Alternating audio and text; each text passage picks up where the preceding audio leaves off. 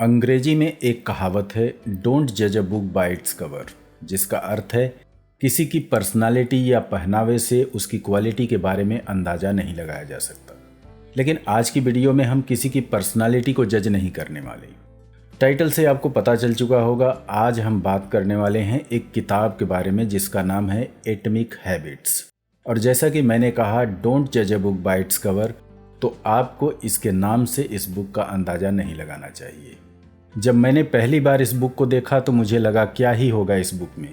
इसमें कुछ वैसा ही होगा जैसा कई ब्लॉग पोस्ट में पढ़ा है। ब्लॉगर्स जापानी लोगों की हैबिट्स के बारे में लिखते रहते हैं, तो इसमें भी वही होगा। छोटे छोटे एक्शन लेने से अच्छी आदतें बनाई जा सकती हैं और बुरी आदतों को छोड़ा जा सकता है। लेकिन मैं गलत था।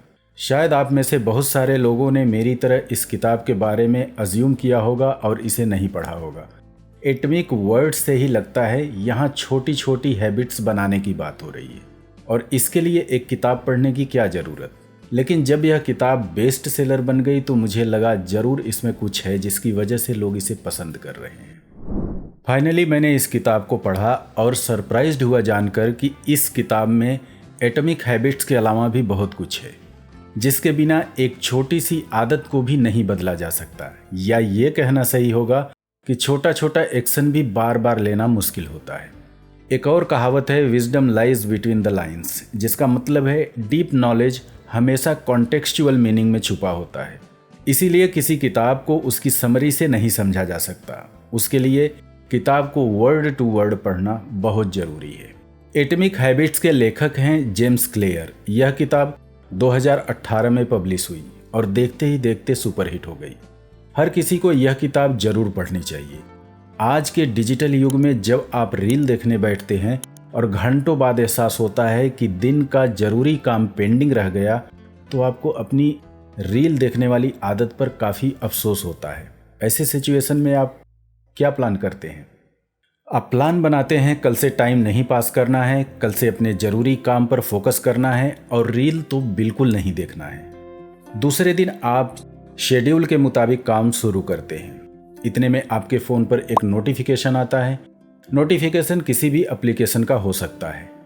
आप फ़ोन का लॉक ओपन करते हैं और मैसेज चेक करते हैं। मैसेज देखने के बाद ऑटोमेटिकली इंस्टाग्राम या यूट्यूब पर चले जाते हैं और घंटों बाद आपको याद आता है आज तो रील नहीं देखना था। अंग्रेजी में एक फ्रेज बहुत प्रचलित है, keep the devil out of site.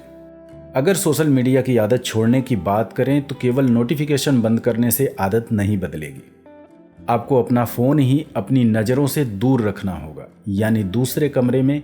लेकिन यह कहने में जितना आसान है, करने में उतना ही मुश्किल है।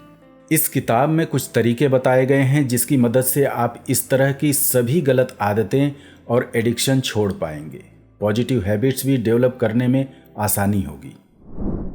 एटॉमिक हैबिट्स 4 तथ्यों पर फोकस करता है, make it obvious, make it attractive, make it easy and make it satisfying.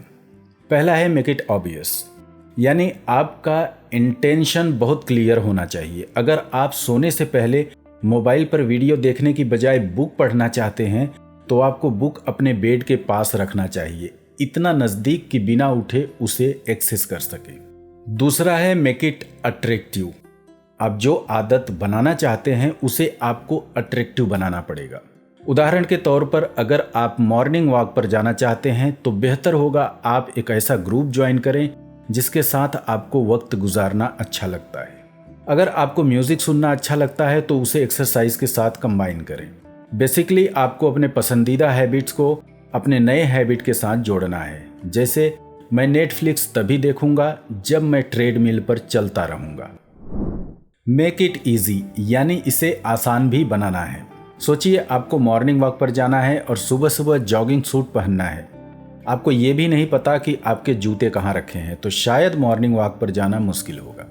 चलो अब इसे आसान बनाते हैं। अगर आप जॉगिंग वाले कपड़े और मोजे पहनकर सोते हैं और आपके बेड के नीचे स्नीकर्स रखे हुए हैं तो मॉर्निंग वॉक पर निकलना आसान हो जाएगा। यह तो एक उदाहरण है, शायद ठंडे वातावरण के हिसाब से ठीक है, लेकिन हर नए हैबिट को फॉर्म करने के लिए उससे जुड़ी अड़चनों को कम किया जा सकता है।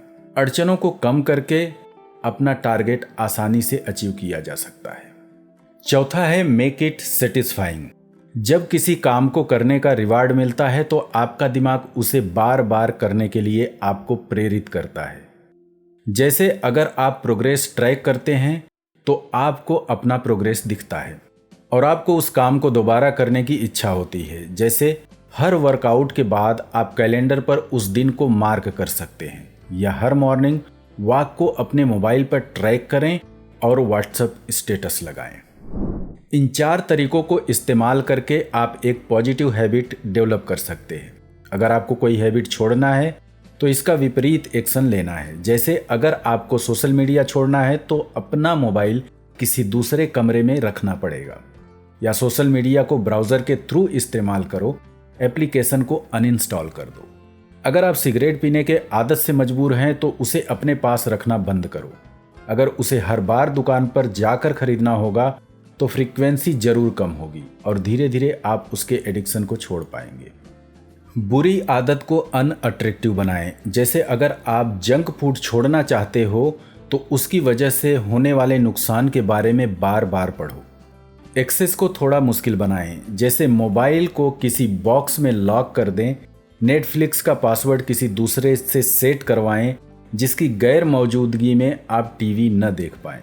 अपनी बुरी आदत को अनसेटिस्फाइंग भी बनाना होगा। जैसे हम अच्छी आदत को फॉर्म करने के लिए खुद को रिवार्ड देते हैं, उसी तरह बुरी आदत को छोड़ने के लिए खुद को सजा देना भी जरूरी है।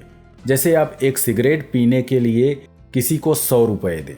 जाहिर है आप हर बार किसी को 100 रुपये नहीं देना चाहेंगे। आप अपने किसी फैमिली मेंबर को चुनें और डिसाइड करें कि अगर मैं एक सिगरेट पीऊंगा तो उसे 100 रुपये दूंगा।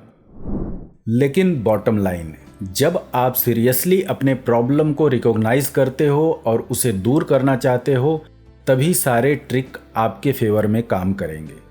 अगर आप अपने प्रति ईमानदार नहीं हो तो आपको अपने आप से कोई नहीं बचा सकता। अगर आप चाहते हैं ऐसी वीडियो मैं बनाता रहूं तो इस चैनल को सब्सक्राइब करें, वीडियो को शेयर करें और लाइक करें। इससे एल्गोरिदम को वीडियो की क्वालिटी समझने में मदद मिलती है। तो मिलते हैं एक और बेहतरीन टॉपिक के साथ। तब तक के लिए be healthy and be creative.